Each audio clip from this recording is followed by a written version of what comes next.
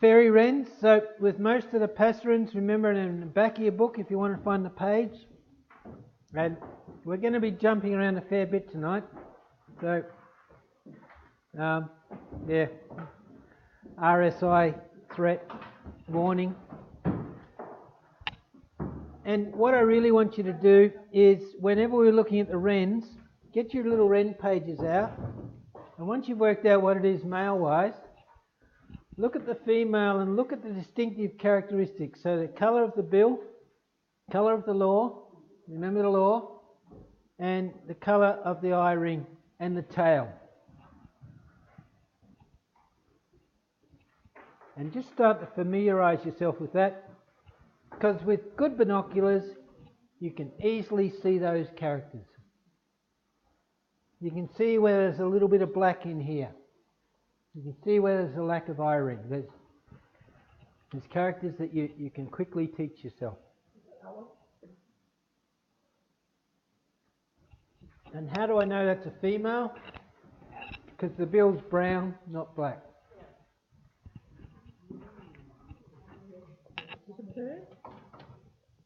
Yep.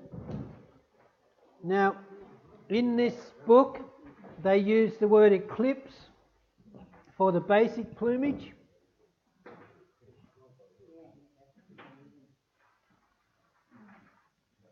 And remember your symbol for male. Does everyone remember?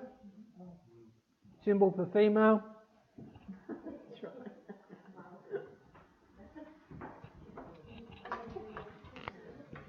Just to remind yourself, you've got the male.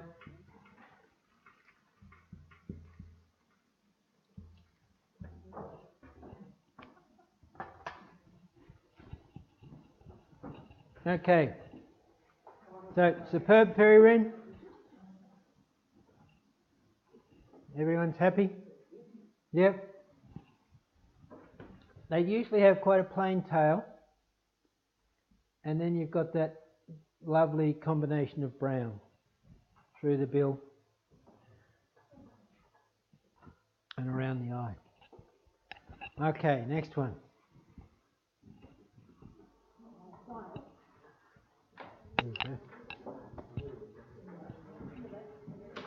Remember, there's two that we need to separate. Quail, which are about page 22, 23, 25, something like that. Very early. And then you've got the button quail, which are about page 230 or something like that, I think. Okay. 221? Yep. So that's the button quail, and then the quail are, what is it, 25? 23.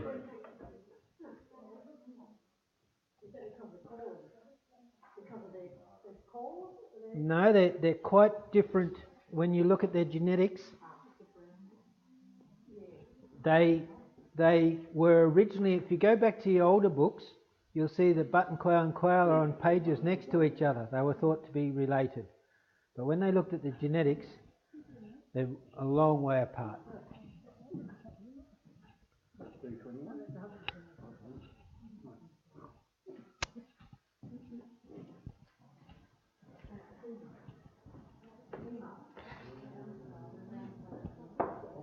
Now, these have a really distinctive call, and anyone from a farm will recognise this, I'm sure, particularly where you get ranker grass around the edge of a wetter area.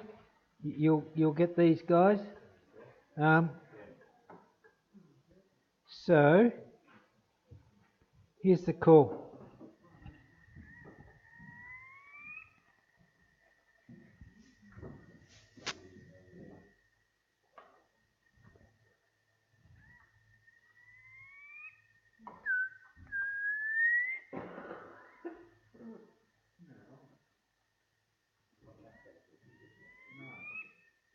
I've heard them on EP a number of times across various parts. Yeah, lots of quail. So this is the brown quail. The other one that we get a lot of is the the stubble quail, which is the pippyweed or pick-the-weed. Yep. So the brown quail is less common, and the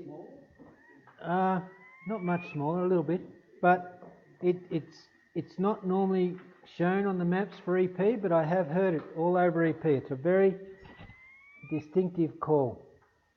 Can't say I've heard it, but Yeah, but just I'll pay more attention. yeah. I can tell. Okay, so all happy with that? Yeah.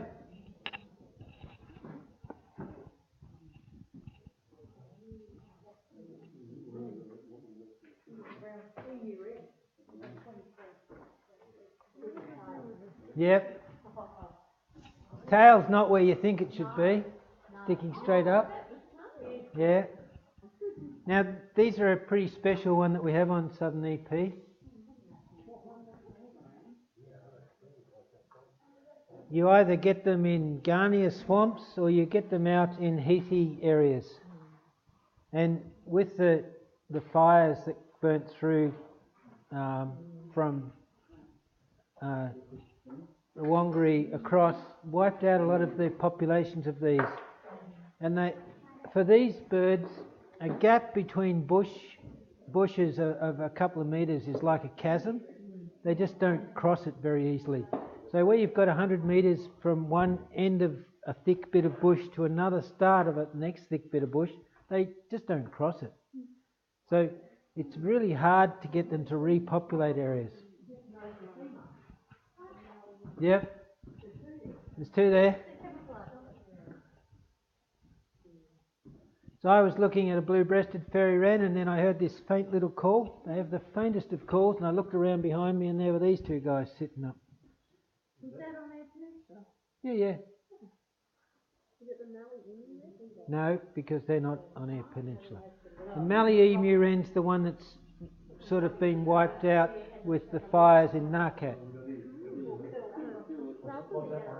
This one's the southern. And I'll play you the call, but if you're older,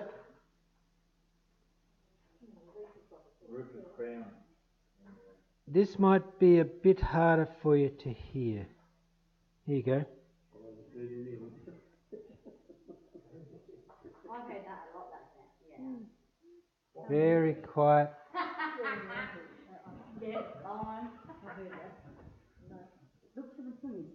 Yeah, I can hear it. Can you hear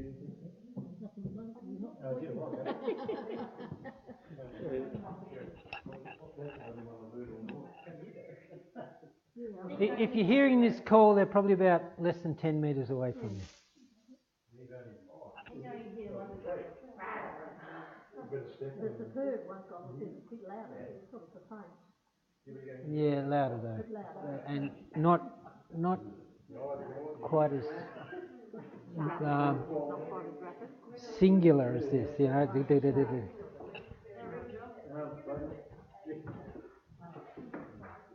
Yeah, I like That's right. Yep, EMU Wren. And if you've got Garnia swamplands, they'll be all through it. And then where you get the nice heathy stuff, you get them in that.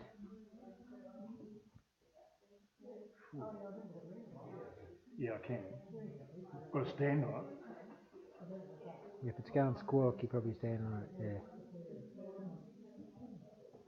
So it's actually quite busy. Yeah, it's a real...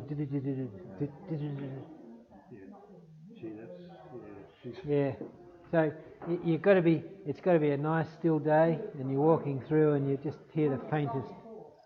And then you've got to find it, because they don't come out in the open very much. So most of the ones I've seen have been with binoculars at about 4 or 5 metres in the middle of a bush, and I get to see the bit of blue or the brown.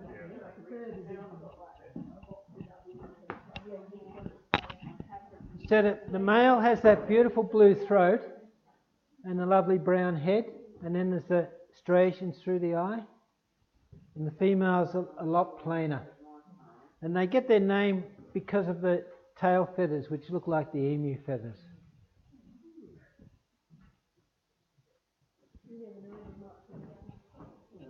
So southern EMU Wren. Be aware of them because they're nationally endangered. So they would be the ones that are out of the golf course, like out here? No, they're southern. Different altogether. You get them across into the Todd Reservoir area. Where the Whangaree fire burnt, they've moved a little bit further to the north from the start of that Whangaree fire burn, but they haven't moved back into the habitats they used to occupy more across towards the Todd. And then down all around Coffin Bay, all through to Lincoln National Park, they're all through that area. If you go to Gunya Beach and you go to the back car park at Gunya Beach, you hear them there all the time. If you're going into Coffin Bay, you know, when you get to Kelladie Bay, just the first time as you approach Kelladie, they're often around the edge of that. There's little, the road goes off to the right to the airport. Yep. Yeah, they're usually in there, in that part of the world.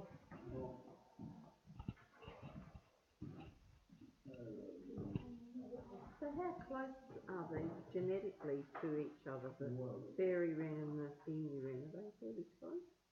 Yeah, they're, if you, can you see the genus? They're a different genus. So this is Malurus. Oh, okay. So they're in a similar.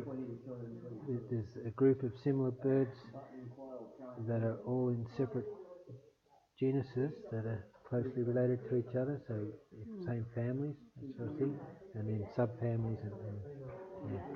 Right.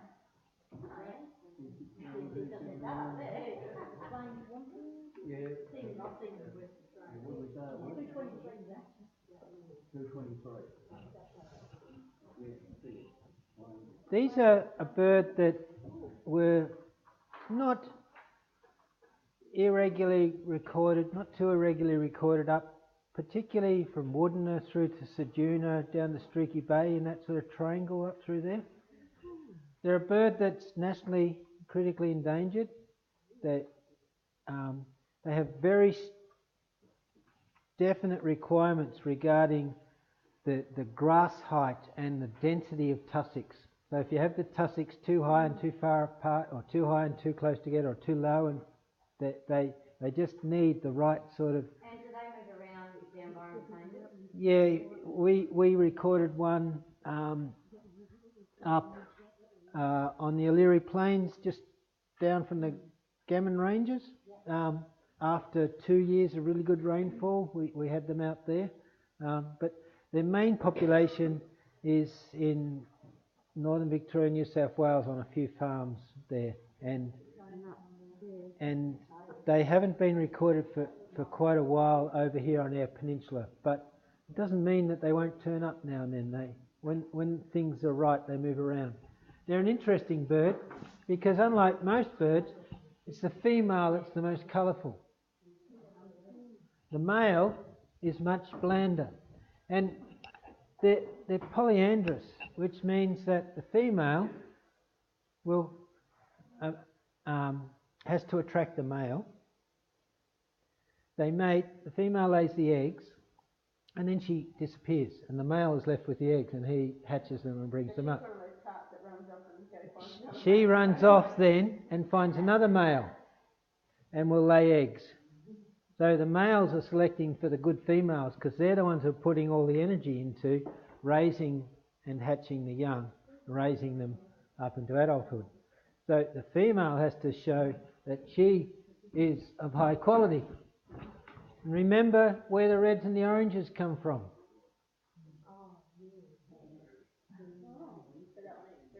So that's diet based.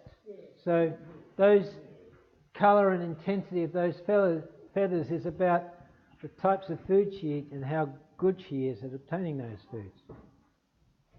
So plains wanderer, the female is the colourful one, and the male, they're not that common, but they might be here, and you might be lucky. So, yeah, over just west of the Gammon Ranges. We had one recorded there. So here's the Plains Wanderer.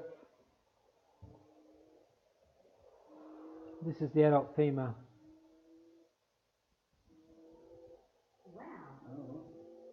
Very quiet. Yeah, and there's quite a lot of birds that do this, you know, sort of. We heard some of them tonight with the bronze wings. Are they more nighttime? Yeah. So these are active at night. They come out and feed at night. And if you go into the places where they're found in Victoria, the stations they're found on, you can actually book in and they'll take you on a tour at night and do spotlighting to help you see them. Okay.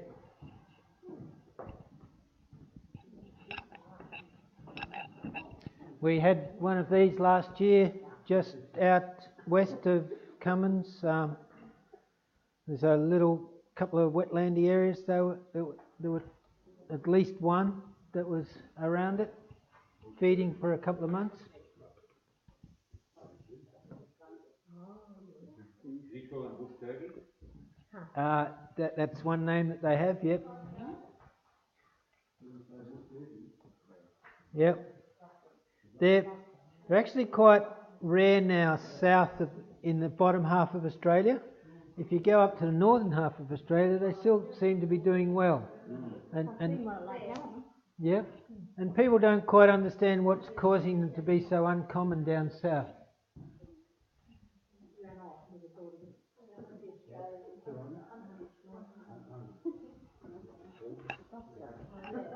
Australian busted? My dad calls them bastards. Bastards? Yeah. Yep. When they are doing their mating displays, you get quite a spectacular display of the feathers down the throat, like a big bib. And they boom. They have a quite distinctive booming call.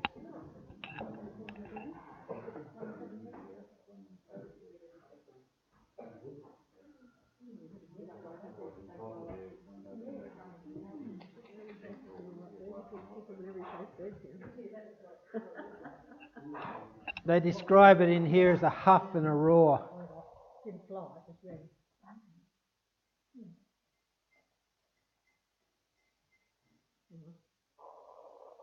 That's the roar. And here's the huff. You know, that's fine. Yeah.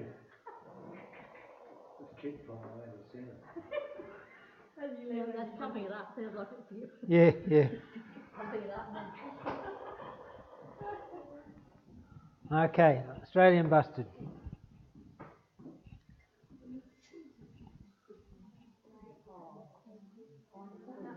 Often heard, seldom seen. Even less seldom is there a picture taken. And I didn't get this one.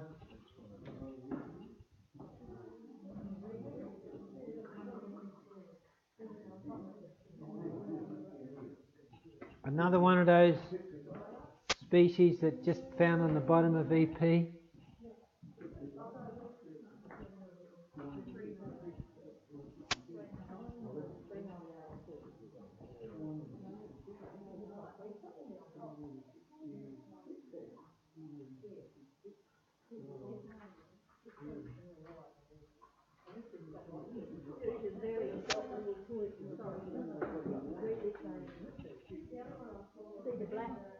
See the black and the white and the top knot and the green. Oh, done. Yeah. So it's closely related to the wedgebills, but they're more a desert bird. Yeah.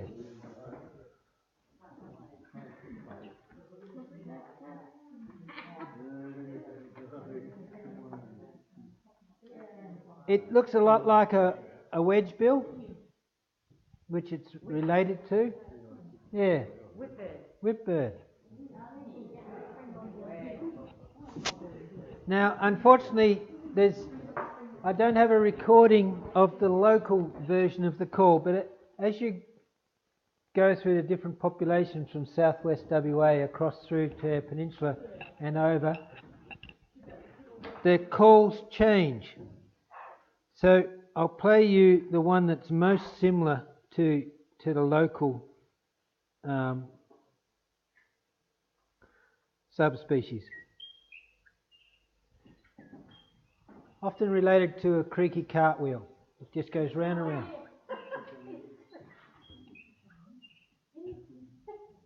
And it just goes a repeat of that same pattern. So if I go further to the west,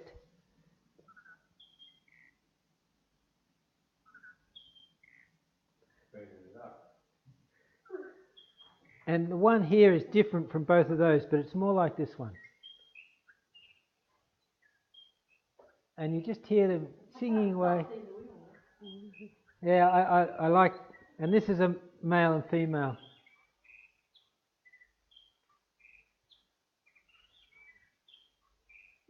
That's the two of them interacting. So if you're standing between them, you'd hear one do one and then the other do the other.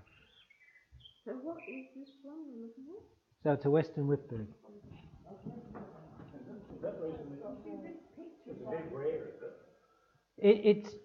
It's locally restricted, so there's not a big area they occupy on Eyre Peninsula, just down south. Yeah, so you get them right through Lincoln and Coffin Bay, but they like particular fire histories. So if you've got a long time unburnt, they're less common, and if you've got a very recent fire, they're less common. There's a period where they like the fire history to be between one and the other. So when we do management of the burns in the park, one of the things we're thinking about is how much of the park is in that age class for this particular bird. And yeah, you often hear them, and you'll get sneaking glimpses of them as they whip into the bush and disappear. But to actually see one out in the open quite distinctly is not that common. If you wander along very quietly with the call, you'll get a chance to see them, but you have to hang around for a while to be lucky. So the other one, let me just change my location. The other one, if you go towards the east, is the western whipbird. Is the eastern whipbird. What's going on here? Sorry, my...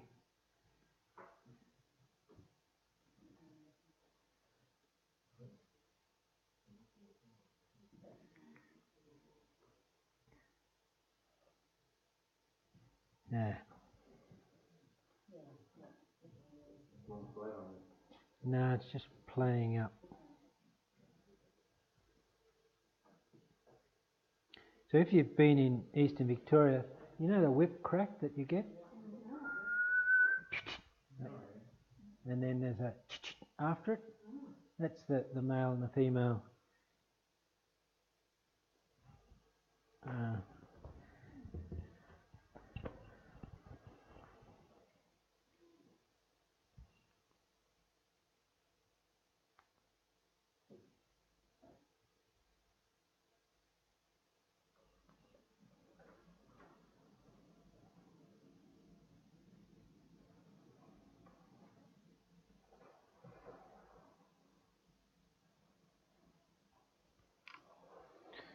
My electronics is failing me.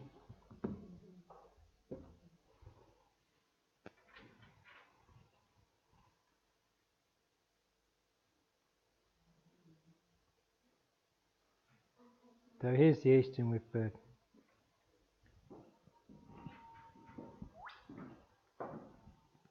That's the male. That's the female answering. I heard one the other day. Not here. No. Over in the eastern.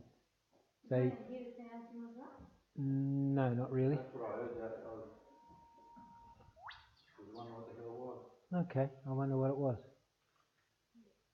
So that's sort of Melbourne and east of Melbourne up through Sydney. I wonder what it was then.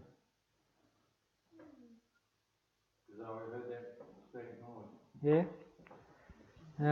I'll let me think about that one. What it might be. But that's the western whipbird anyway. Well, there's a little dot for the western whipbird here right at the bottom. Can you see? They've got a little arrow pointing to it because it's so Oh, small. for the western, yeah, but not the Oh, eastern. western. Do they sound similar? Or No, no. This was the whip, and this was the squeaky wheel. Ah.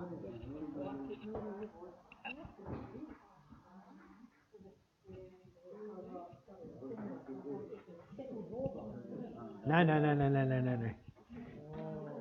But right part of the world.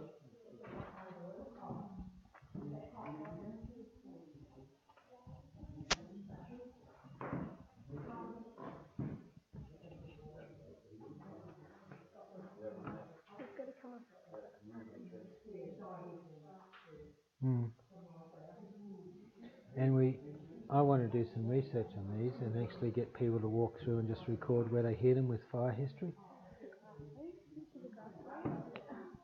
Short-tailed grassman. Oh, well, all of them, the western grassman, yeah.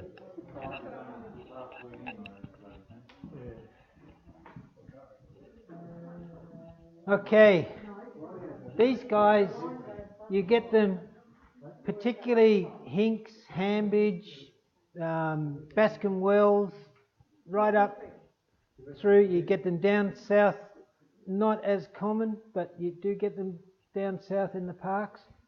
But as you move up into that Mallee country, and they like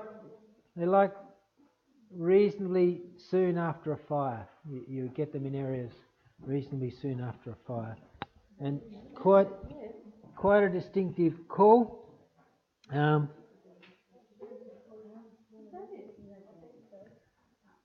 Here's the call for you.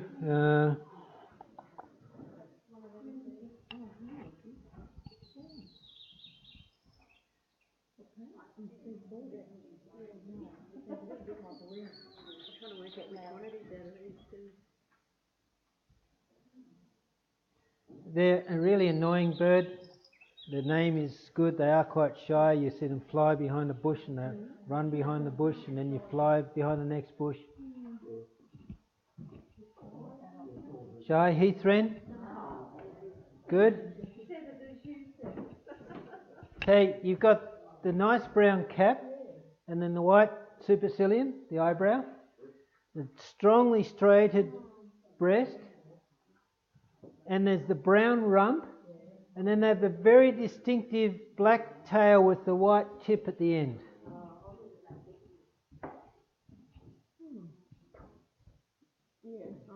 So his tail looks more straight up and down. Yeah, well, yeah, but the way they cock their tail is quite distinctive. Yeah?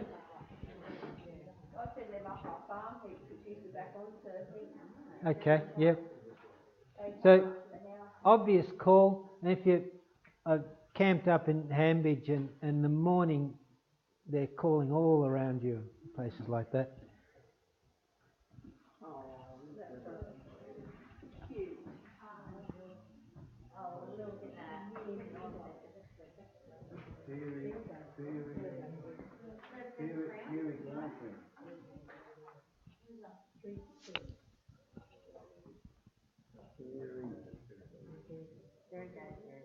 How do you know it's not blue-breasted?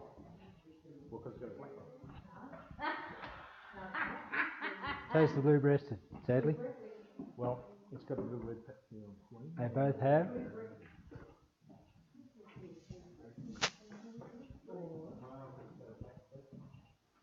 And the colour? There's two it could be. Lovely. No, not here. Oh, not here, right. But in the same group, closely related. So you've got variegated or blue-breasted. And they're both on EP. The blue-breasted, if you're down in Coffin Bay or Lincoln National Park, it's probably a blue-breasted. And as you go north, the variegated starts to come in, and as you head up past Lock and that sort of thing, the blue-breasted starts to fade out and the variegated keeps going. So they overlap a lot. And to tell them apart, you've got to compare these feathers with those feathers. If they're the same colour, then it's a blue-breasted. If they're a different colour, if this one's blue and that one's more purplish or bluey purplish, then it's the variegated. But if you look at the females are different. The female blue-breasted has a little bit of black in the law. Can you see that? Yeah, but the variegated is stronger. And the variegated has a really strong black through the laws. Also the wings. And if you look, if you look at the contrast between the under the body and on top of the body, there's a bigger contrast. Tail colour? Bit darker on the Yeah, no, can't tell because it changes shape and depends on the angle, and there's all sorts of things muck you up there. But they both similar habitats. Yeah, low in the scrub, like a superb fairy wren. So same sort of habitats. If you're over in Coffin Bay and you're out near Gunya Beach out there, you'll get them right through that low, heathy scrubland.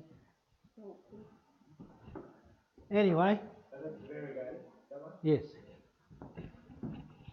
So you're trying to compare, if you're seeing the male, you're trying to compare what you see here with what you see there, and you've got to think about shadows and everything else, because that can make, but if they're out in the sun and you're getting a good view of them, if there's a distinct contrast between those two, you know you've got your variegated.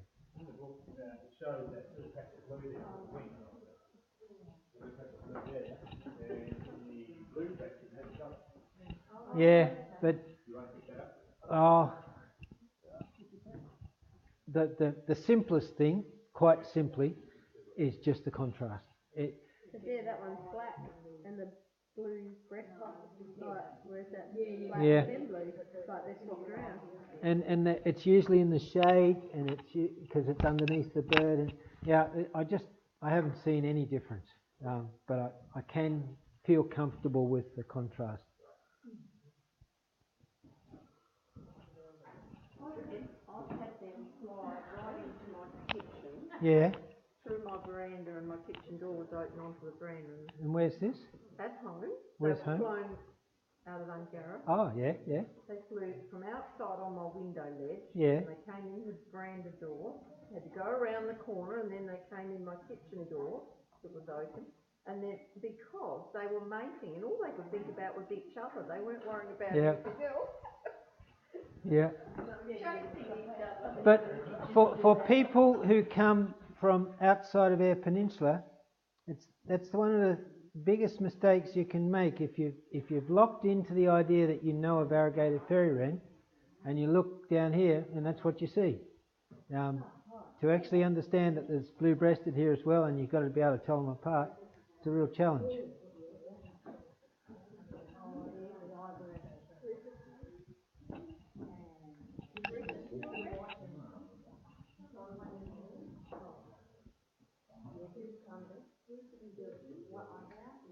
White orange. And it's got that white line above its eye. White throat and all the white underneath. The other, they've got the white, but they're darker. These guys tend to be not in the middle of EP. Now we've got Campestris here.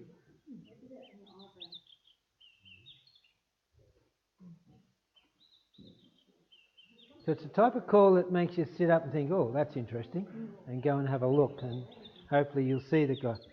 But you need to be aware, so that this is the Rufus field wren, and this is the shy heath wren. So It's the one we had before, the Shire Wren. Okay, so they are different, but it's actually quite amazing how you can confuse yourself. Here we go back to this Rufous field wren.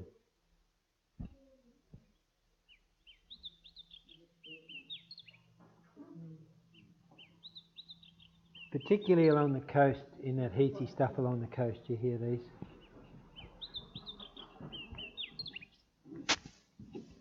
And you've got the cocktail like before, but you haven't got that rump. And notice how these striations are not as strong, they're not as thick. And then still got the white eyebrow, but it's not giving you that really brown rump like we had in the Shire wren.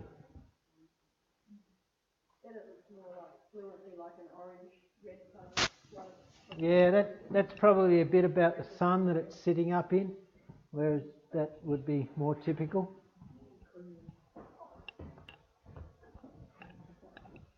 Okay, Rufous field wren, happy with that? Yeah.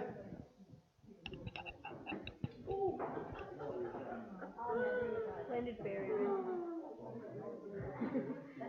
I love the way they can flare them out. It's when you're taking pictures of them, it's really quite spectacular. That what I've noticed since I was a kid. Yeah. Do you know those yowies?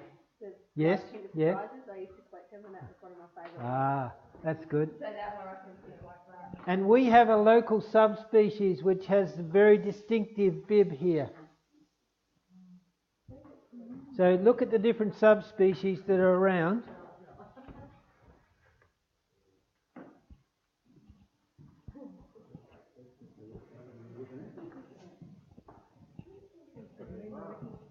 Yeah, it has. Yeah. And see the different colourings that you get? Yes, variations. Yeah.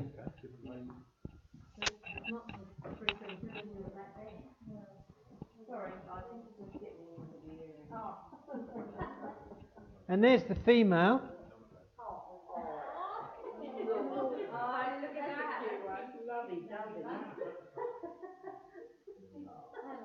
The thing about the female is, notice, what's it look like? Which female does it look like? Which one did we see today that looked like this? The first one we did. The superb. It had the brown and the brown law and the brown eye, but the tail, look at the tail. It's a blue tail. And you can't see the tail here, it's tucked away. So you wouldn't be able to tell this apart from the superb female without seeing the tail. So you'd see the eye and think, oh, that could be this or that. Then you'd have to have a look at the tail.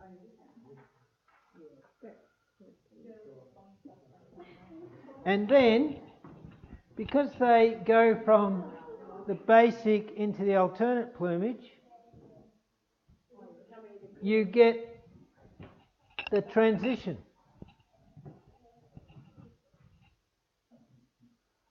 So this is a molt just of the body feathers, not the flight feathers or the tail feathers.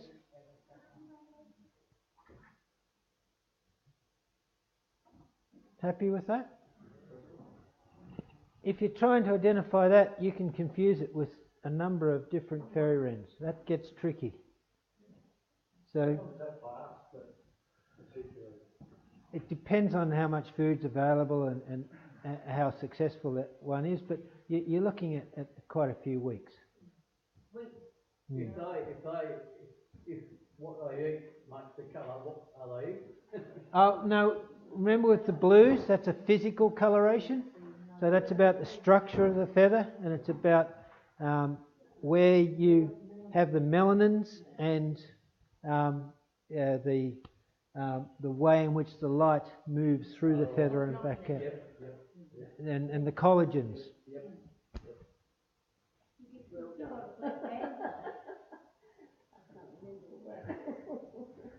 Okay, so splendid fairy wren, beautiful bird. Actually, these ladies that get around red hair and blue hair and that Oh, is that a colour? Or? it's just a light. It's a good question. It's just a light. Well, What are we feeding with it? we had a good we had a good question about the physical coloration and what made it different from the chemical stuff, that you know, the carotenoids, that sort of thing.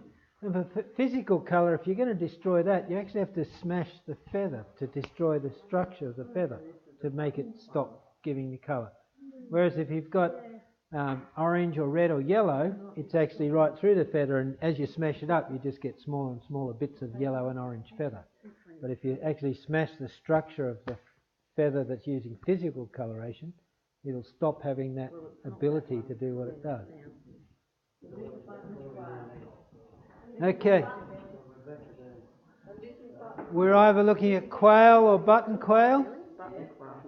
Quail we're at 22, 23, and the little button quail were 220? 223. 223? Yeah. The call.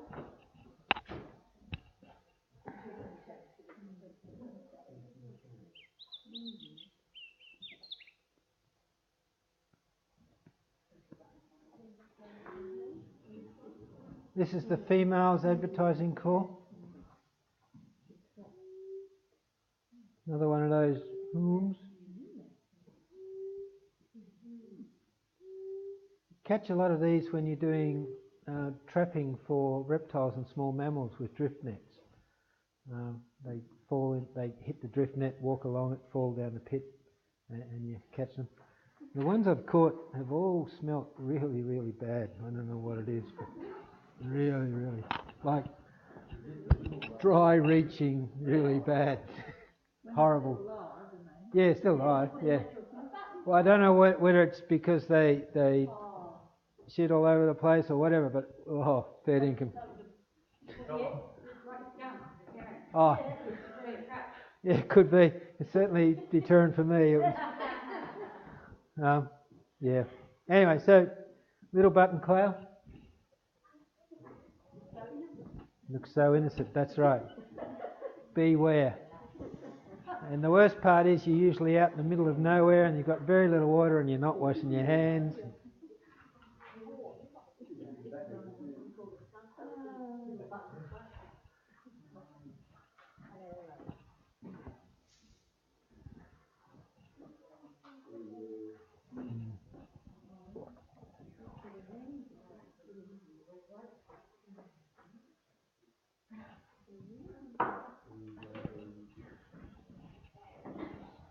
Used to be thought of as quite rare, but when they started looking harder, they found them more often. Just hard to see. The ones I've seen really annoying. The female is extremely bland, doesn't have that bit of red throat, and the males have to turn towards you in the sun, and they're one of those birds that flies behind bushes and runs, and then flies behind bush and runs, and you just don't get a good look at them. Yeah.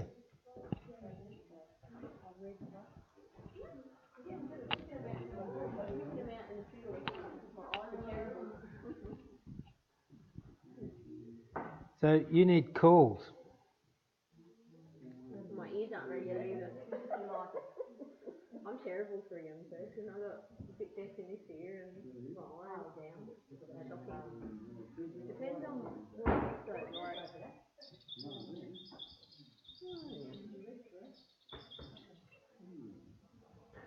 The annoying part about these guys, like some of the birds they do mimicry.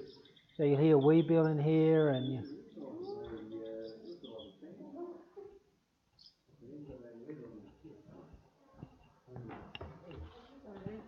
Red throat, and that's the male. Notice the female. 339.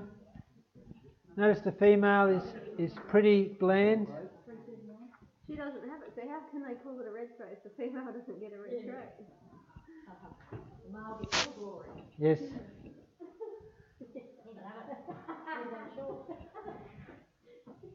All good? Okay. Now remember, with quail, they have one tone on the top of the wings as they fly away. Button quail have two-tone. So look at the button quail, the pictures on 223. Look at them flying away. Notice that you can see two colours, a black and a brown.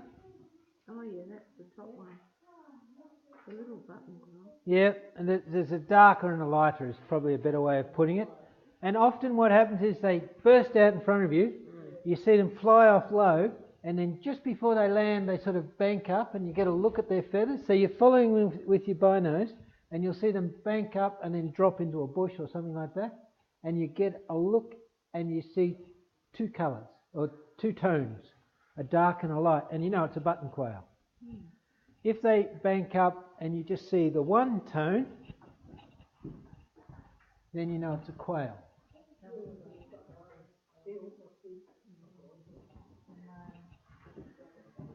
This is the stubble quail, and do you remember the call for the stubble quail? They're out in the wheat fields.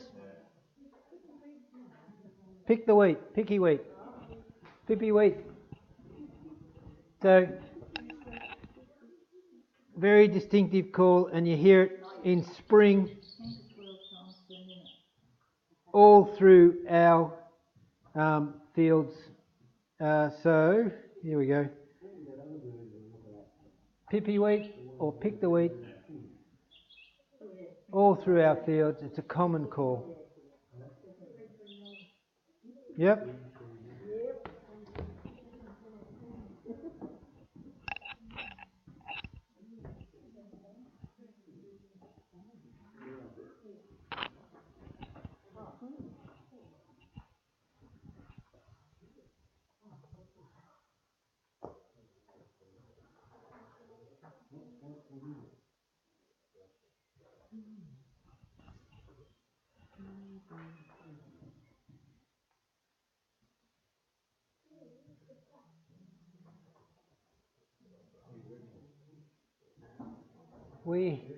On Eyre Peninsula, we have 3 species in this group. It's pretty special.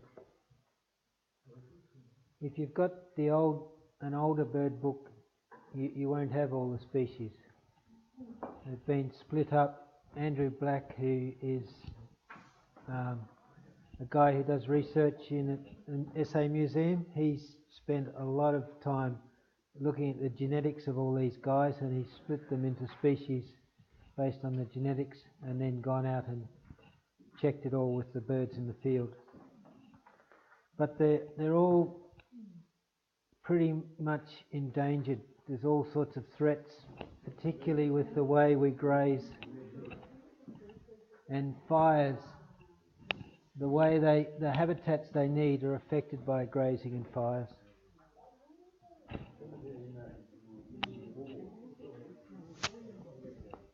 You're looking at the mustache,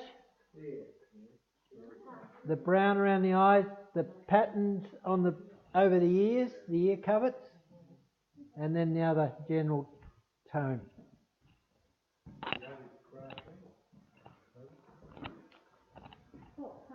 What makes you sure it's a striated? Well, it's got the little lines bit on the ears, Yep. and it's got the black coming out. There's some that have that mustache that's black, but they have white flecks in it. This doesn't have the white flecks. So just.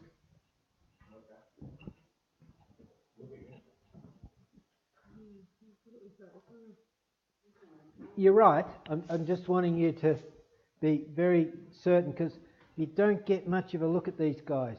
They're hopping around through the spinifex or whatever, and they disappear quite quickly. So you've got to know what you're looking for.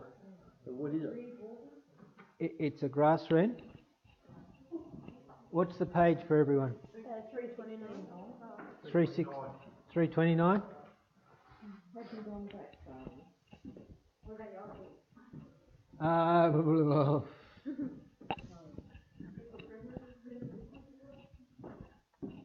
So it'll be early in the passerines.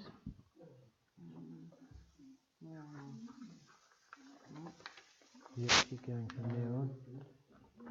There you go.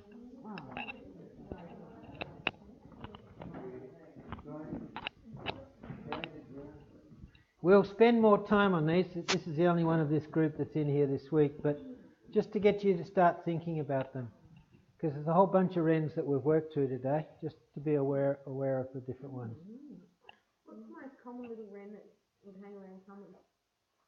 Probably superb fairy wren. One that looks a bit more plain, like grey brown. Wren. Or something similar to a wren. Yeah. Only tiny and they, Scrub wren. could Little white flecks, streaks Yeah. on the breast, yeah, white eyebrow. and it comes into my shed. Okay, could be. Yep. They sit on the edge of the table and watch me paint. Ah, okay, that's fun.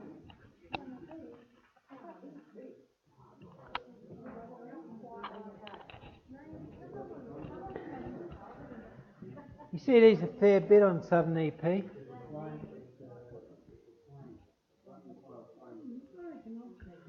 What group? Quail or button quail? You've seen it flying away there?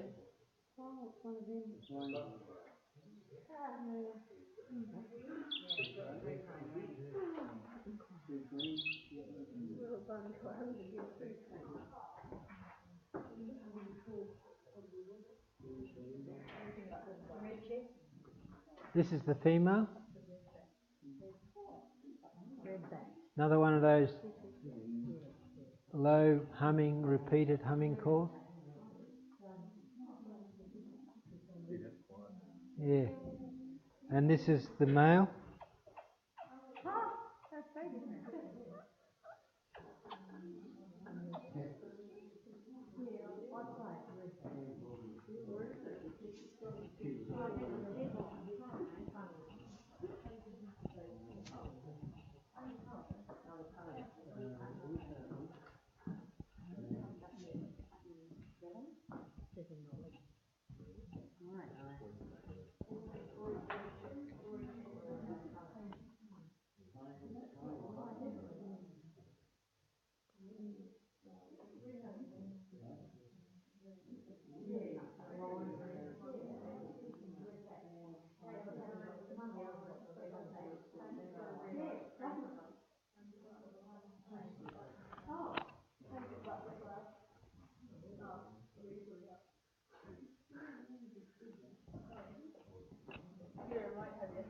No, I put it up before, but everyone's so intent on the picture, they don't see it. Yeah. Yeah.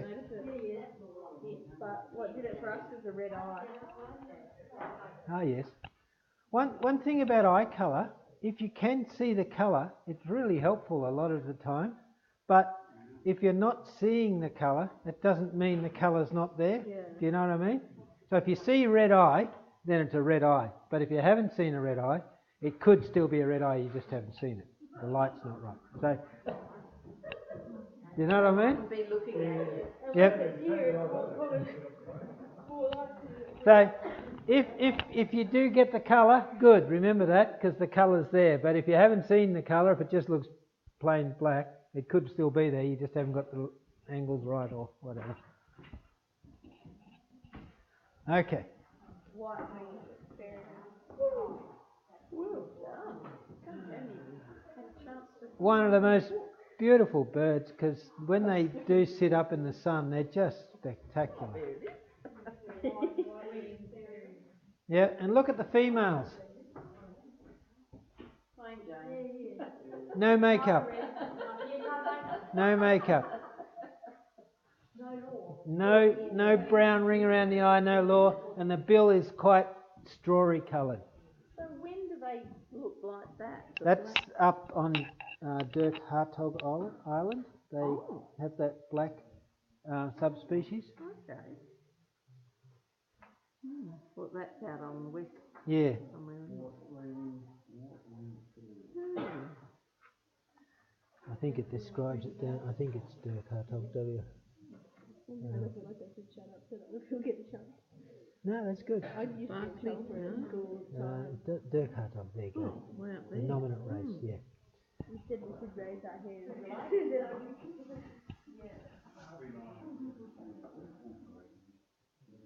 Now, with these guys, the first time I identified them, I was back at that stage where I just needed to see the male. I wasn't thinking about the females at all. And the male's another one of those annoying ones. They fly around behind bushes, and I spent hours chasing it until I finally got a good look at it. And, you know, white wings, no worries. But if you do a squeaky little call, these females will come up around you all over the place. All I had to do was look at the stupid females and I would have known what I was looking at. But being the beginner, I chased the male because that was all I could really identify it by. But now that you've started to think about what's happening around the head and with the tail, they're quick and easily identified. And they do look just plain Jane like that. Yeah, I'm still seduced by the colour. Yeah. So, white-winged fairy wren, all good?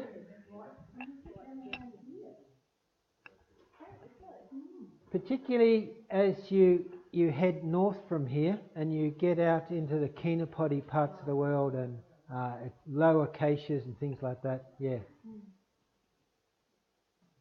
amazing what you can see when you open your eyes up and take notice. It's like, that was not a road.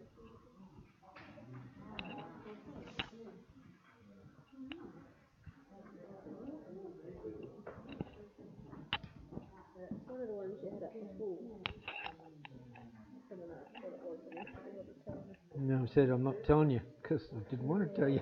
You've got to work it out later. These pictures, it looks like a tree creeper, but it's not in a tree.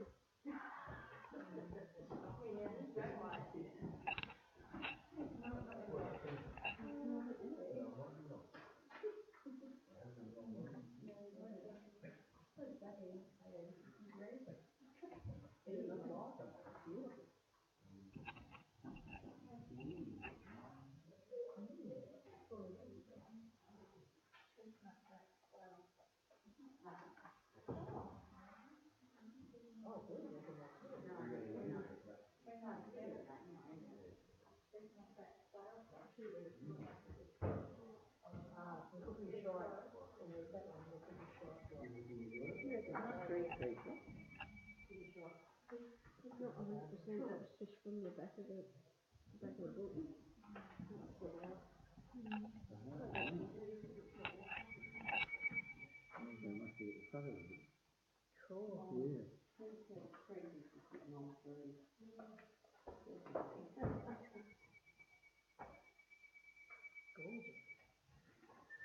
It's a lovely call you hear in the evenings.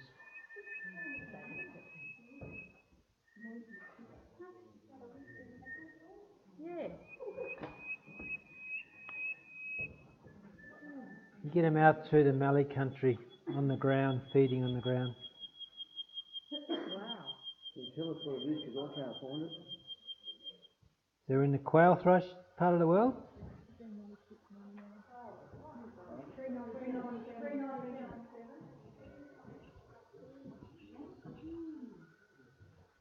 And this is their little contact call.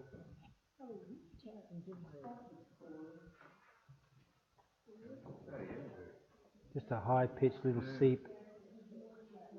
Very high pitch. Yeah, it is.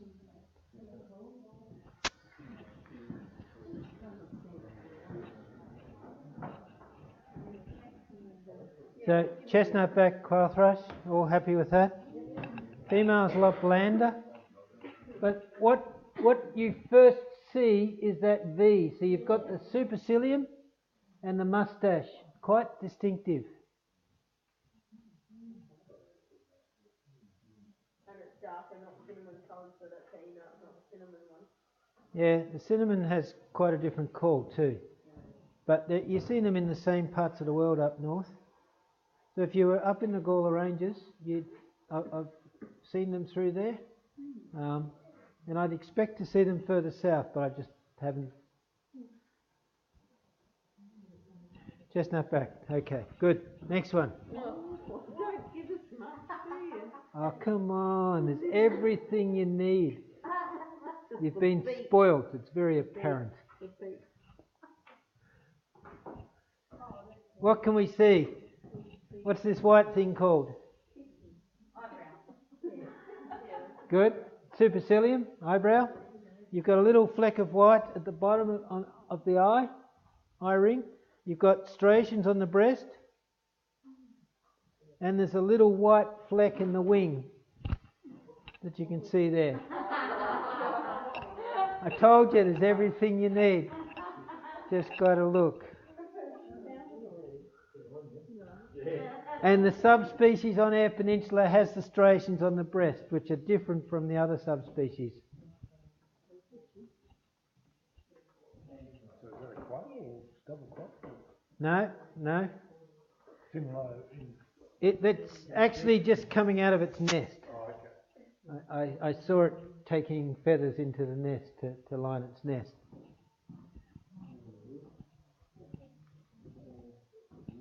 Anyone guess what group? No, too small for that. And the pipits and larks are much more distinctively coloured. It's a type of wren. Scrub wren, good. Well done. You're the winner. You're the winner. What page? 337. 337. Do that to the man. There you go. Well done, sir.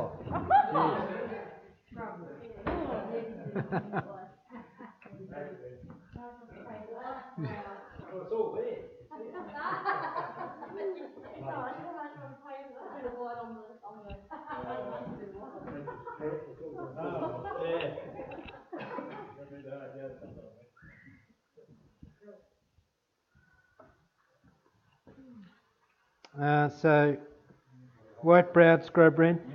In the book you'll see that there's quite a few different subspecies as you move around the coast.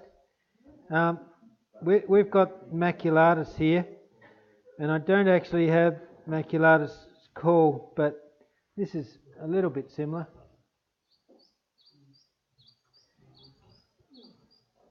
You get, this is probably the most familiar one that you'll hear in the bush. That little chick.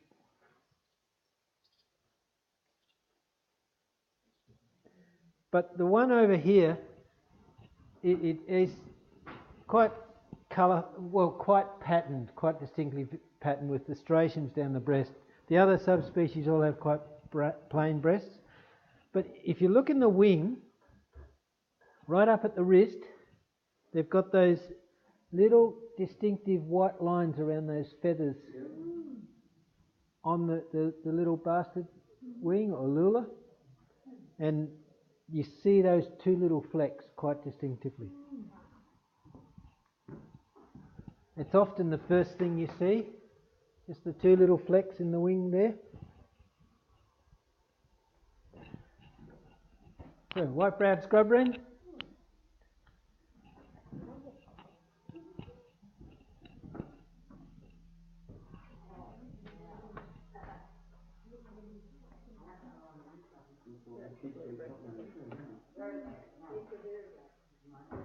The challenge with this one is there's a shadow right across the head, but you can see the true colour more here. You can see more of the breast and it looks the purple colour. Yeah, but that's not going to be how you pick it. You're looking for the ear coverts versus the head, and they're the same colour. But you just have to watch it long enough to make sure that as it moves in and out of light, you're picking it. Shadow tricking you. Yeah. Because that nearly tricked me. I looked at that and thought, oh no, it's got a different colour then. But then I thought, oh, You can see as you head up through here that it is actually, you know, all of the same sort of ilk. So, yes. And that group of wrens with the red backs, they're quite easily identified as a group. The challenge is teasing them apart as a species. And on Eyre Peninsula, if you're down at Coffin Bay or Lincoln and you're seeing these, you can be pretty certain that they're blue-breasted. And then as you head north, then the variegateds start to appear. And finally, by the time you're getting up to the Gawler Ranges, Woodner or whatever, then the blue-breasteds drop out and the variegateds are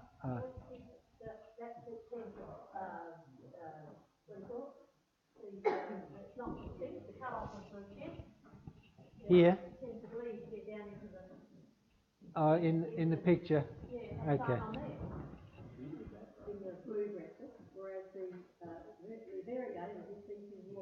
Okay, I've never really noticed that. Yep. Yep.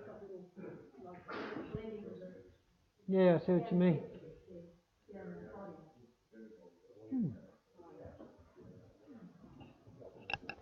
So blue-breasted.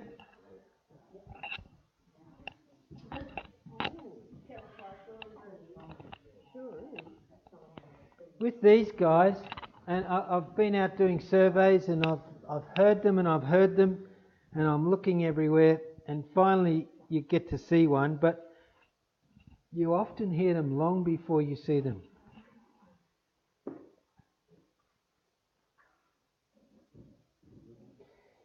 And they have this really neat little call.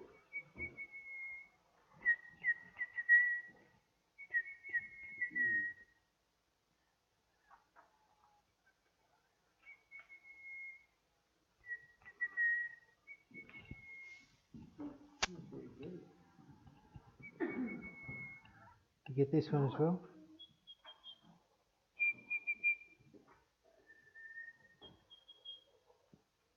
But you often hear this. Just a little... Like a wren. Yeah, high pitched, and they're out often in open, rocky sort of ground, just like this. But the rotters, you'll see them, they know you're there, and they'll crouch low and they'll be running low across the ground and running away from you. And you've heard them, but to actually see them and find them is the next challenge. But you can pick them as quail thrush. They've got that same sort of V, with the moustache and whatever else is much more solid in this one.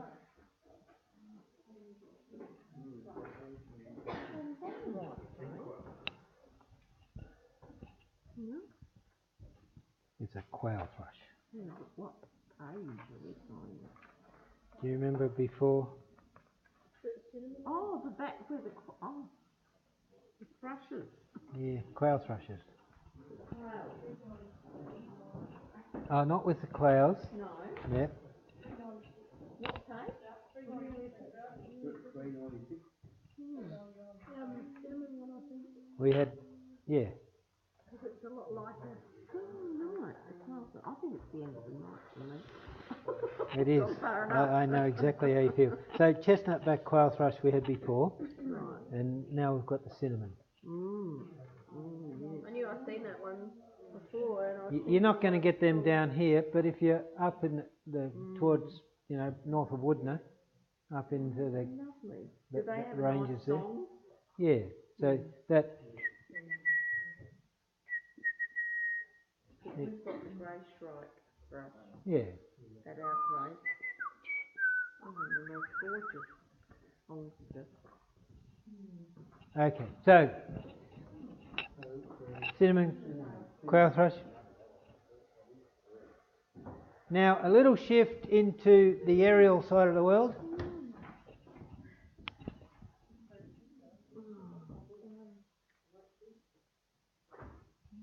Which group do you reckon? It's like the swallow part of the world, but it's not the common swallows or the martins that we see around.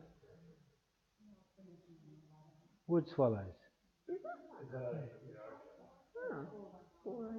So the common one that we get here, we'll look at in a minute, but every now and then, when we have good years, you get 4 or 5 different species of wood swallow that appear on EP.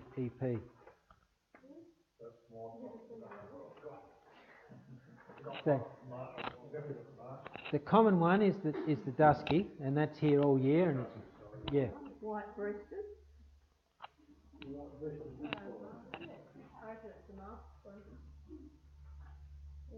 Well, the markings underneath are not right.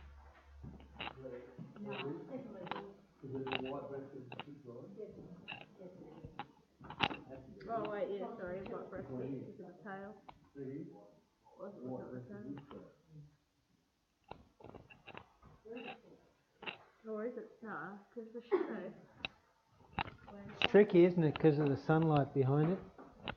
Yeah, I was right the first time. And then it was that one because it's in a shadow. That was the one I thought first. But then you actually threw me off like that. No, it's just So mastwood swallow. Because of the black. How about this one? I was looking at the tail. That one's that one. I think no. An ordinary swallow. An ordinary swallow isn't such a thing.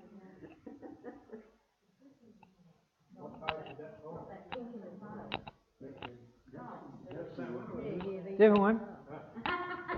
We still won the first one. What page is the mask? Which swallow? They're towards the back. With these other swallows. No. No.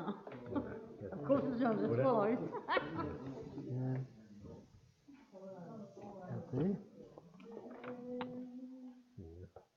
There you go. Martin's Swift's wood swallows, 418. Oh, okay. Oh, that's different.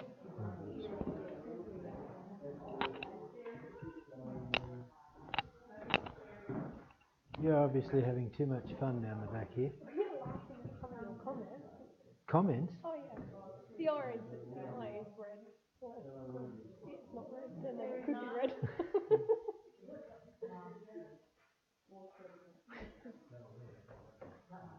Are you getting feedback all the time? No. No. Oh, no. No. No. Just Oh, yeah. What we are wondering is if when you play the call, we don't.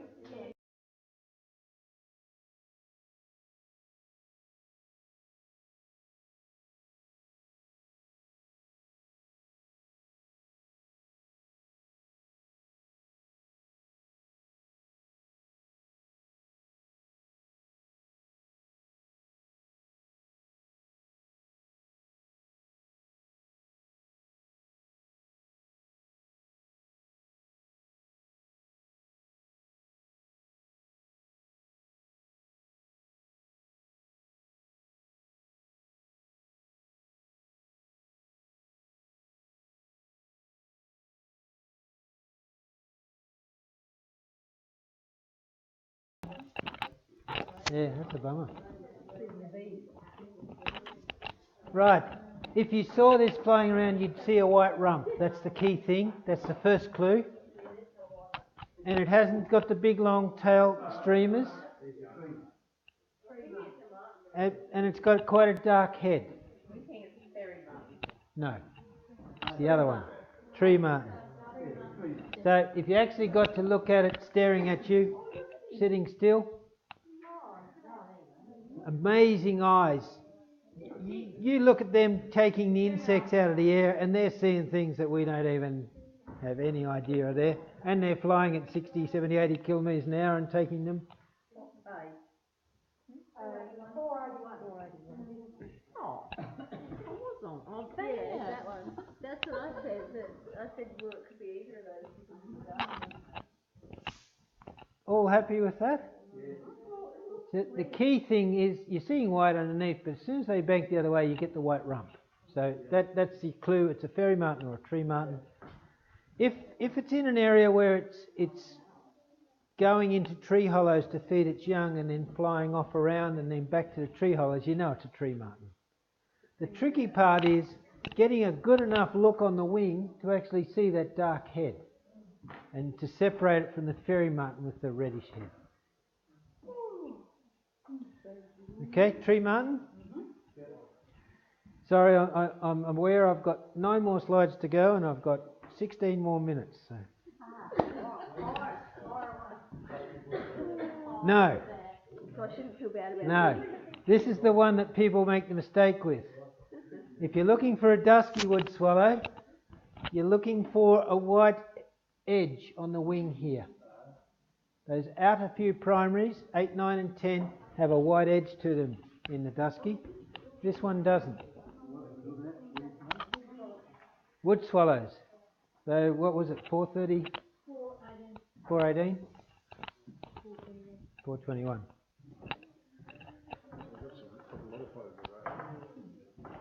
I think the ones we've got Are probably the dusky, yeah. And they have that big white strip down the primary. yeah, well, you don't always see that.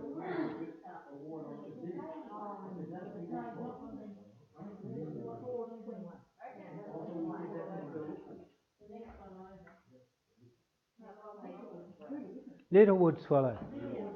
Now these guys, you won't get them down here, but as you go up into the higher country, you'll get them along ridge lines and along spurs and that sort of thing.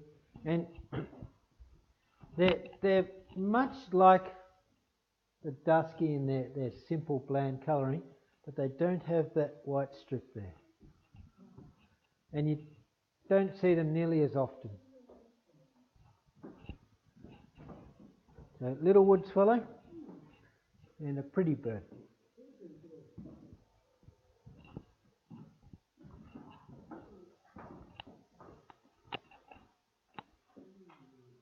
Very soft plumage. Oh, that's a blackbird. No. No. Puffier. It's a lot fluffy, so it's probably got quite young plumage.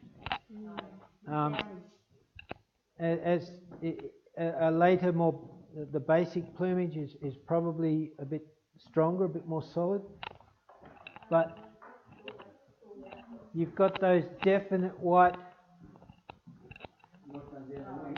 markings down the primaries. Juvenile dusky wood swallow. There's no juvenile picture. Well, it may not be a juvenile, but it's definitely a dusky wood swallow. Yeah, it looks like that except for the white. The key thing is it's the only one that's got that.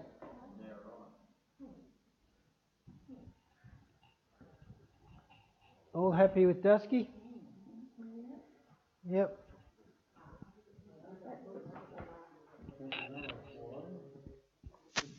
You get these. What's the park up near in the Cleve area? It's sort of a big U shape. I can't think of its name. No. Big, no.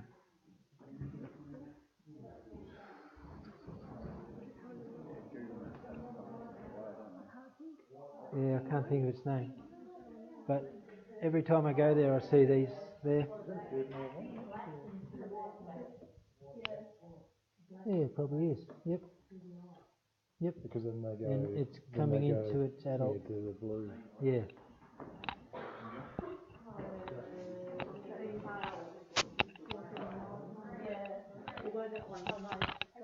Hegarton, thank you. Every time I go to Hegarton, I see them there, and a few parks in that area. They must like to breed in that part of the world. Yeah, really distinctive bird. Beautiful to see, quite spectacular on the wing. That one, the markings on the underside picture. Yeah, Stringed it out. and the white in the head, and then they have a white on the back, which you can't see there. Yeah, stripes through the eye. So white-backed swallow. Pretty bird.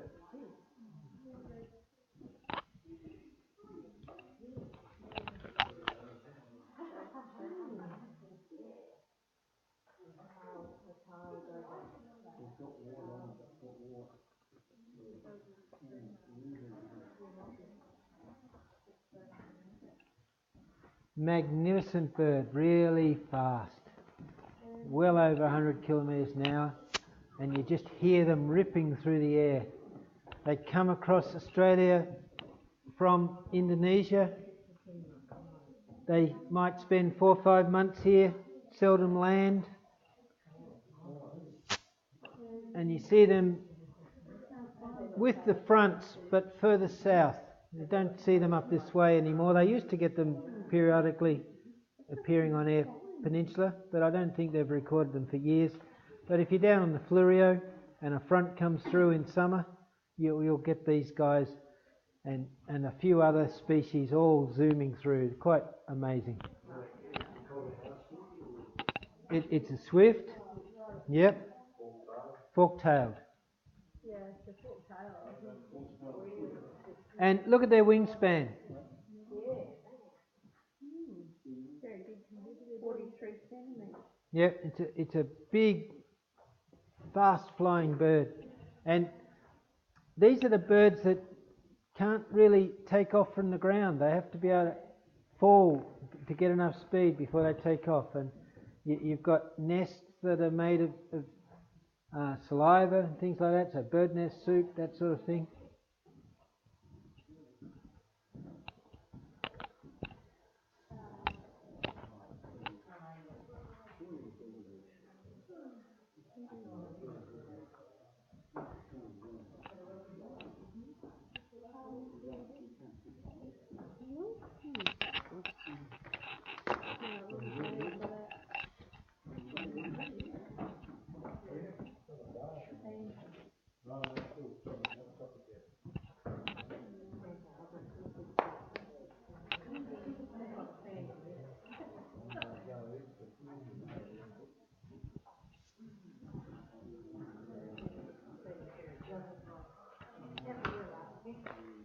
Got it?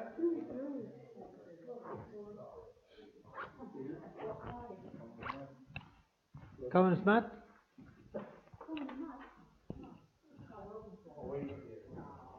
Yeah.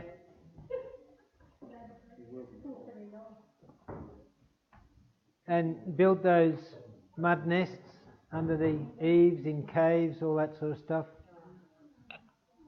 You get a lot of them around the coastline because they can build their mud nests up on the cliffs on the coastline, up in the hollows, and then they're out feeding for the insects along the coastline.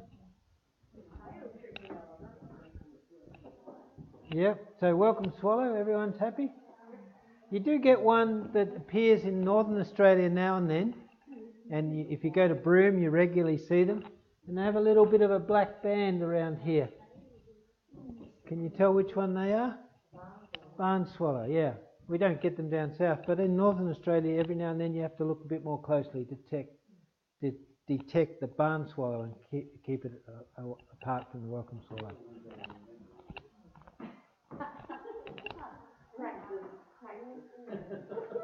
When you find yourself lying awake at night, just running it through your head.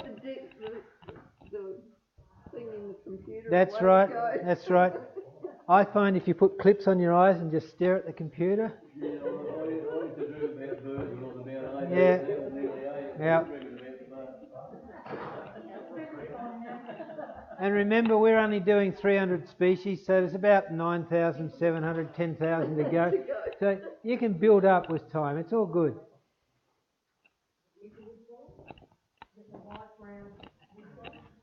White browed, well done. You can just see the white brow. You've got the really dark body compared to the wings. Back to the wood swallows. So that's the male white browed. The female is quite similar but lighter. So the male and the female. Yeah, and these guys appear now and then on EP. Are they the ones that get right up close when they go to bed? Yeah, some of them do, yeah. And you often get these, they'll be calling high up in the sky and you'll just hear a call all day out in their paddock and they're just calling high up and you won't get to see them. And then at night they'll drop down and you might get a chance in a tree or whatever. There's quite a range of species that you need to look out for. The dusky is the one we will see all year, but then these other ones will pop in now and then.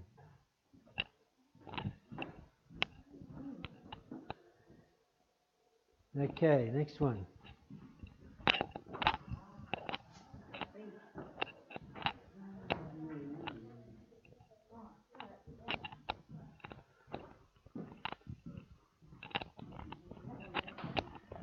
So for this, Ben, we're going to have to go through and for every slide.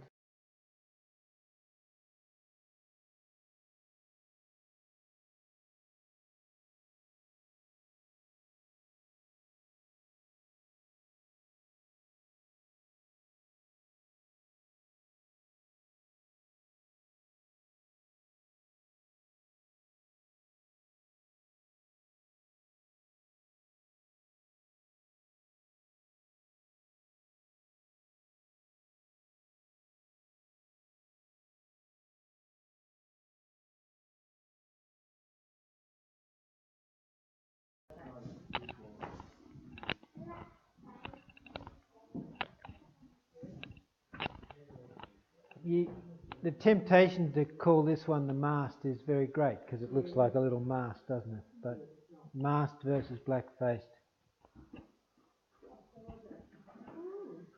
Okay, all happy with the black-faced?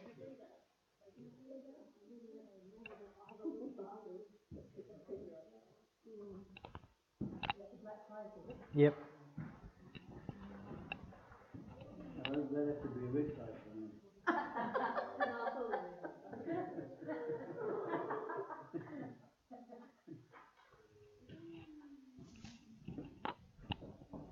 White rump, so you can pick that just, but then you've got the red head. The really tricky part is actually seeing that head. To have your binos on, to have your binos on them as they're flying past and they turn up into the sun and it's not a black head, it's a red head. So tree martin versus fairy martin.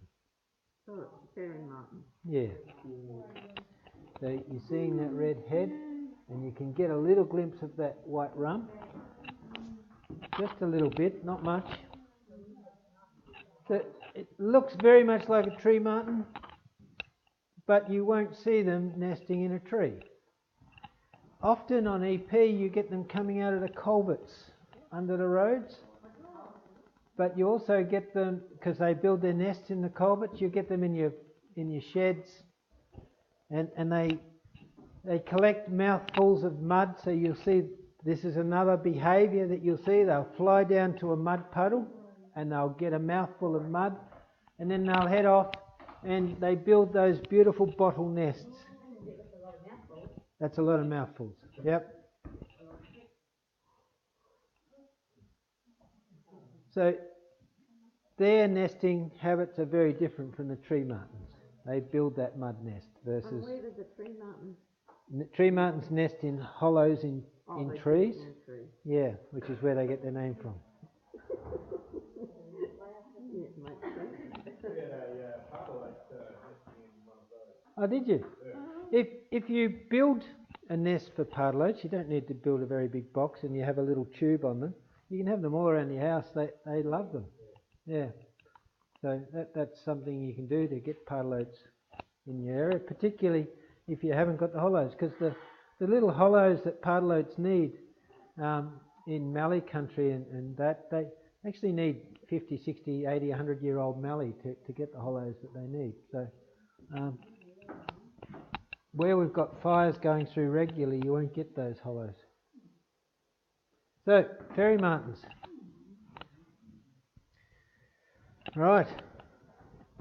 Thank you. 3 minutes ahead of schedule. You get an early minute.